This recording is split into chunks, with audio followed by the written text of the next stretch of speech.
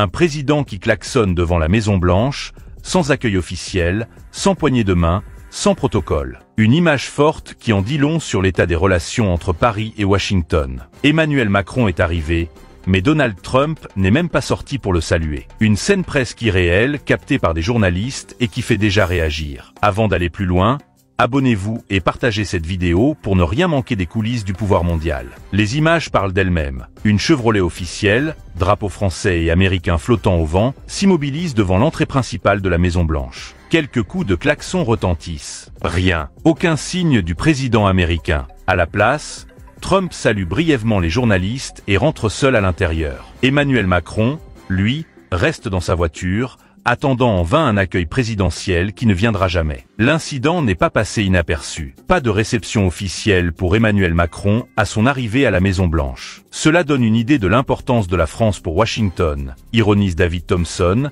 journaliste de RFI, sur X. Sur les réseaux sociaux, les réactions fusent. Un accueil glacial pour Macron. Trump n'a même pas jugé nécessaire de le rencontrer. Aucune considération. Macron a dû klaxonner pour signaler son arrivée. Une scène qui choque et qui envoie un message clair. Les relations entre la France et les États-Unis sous l'ère Trump sont plus que jamais fragiles. Mais pourquoi un tel affront? Emmanuel Macron n'était pas à Washington pour une simple visite de courtoisie. Son objectif, tenter de convaincre Donald Trump d'inclure l'Union européenne dans les discussions sur l'Ukraine. Un enjeu stratégique alors que la semaine dernière, des négociations russo-américaines de haut niveau ont eu lieu à Riyad, marquant un premier rapprochement diplomatique après des années de tension. Vladimir Poutine lui-même s'est félicité des résultats de ces discussions, confirmant un dégel progressif entre Washington et Moscou. Pour Paris et Londres, cette nouvelle donne géopolitique représente une menace.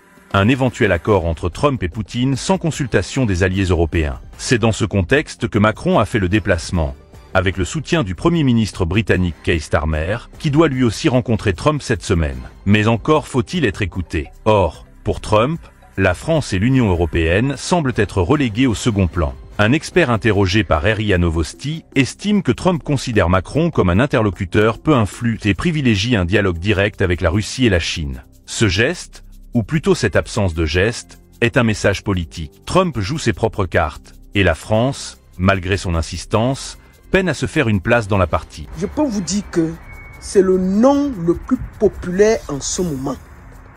Si tu googles Maurice Kamto, c'est le nom le plus populaire.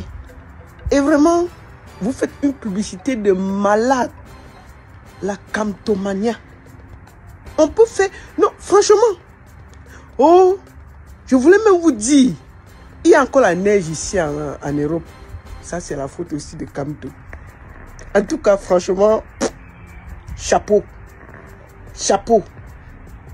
Franchement, pour quelqu'un qui n'a pas été aux commandes depuis 7 ans et qui est dans l'opposition, parler autant de lui, ça veut dire que c'est vraiment un homme de pouvoir. En tout cas, la Kamtomania est en route et ça balaye tout tranquillement. Kamto par-ci, Kamto par-là.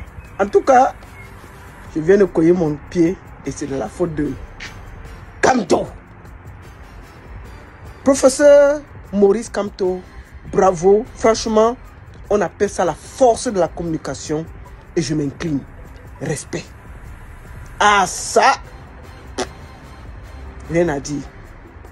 La Kamtomania, c'est quelque chose. C'est un vent qui passe et ça balaie tout sans bruit.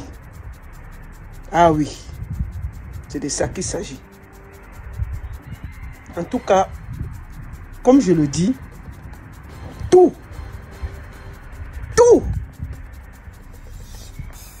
sauf 43 ans de misère. C'est de ça qu'il s'agit.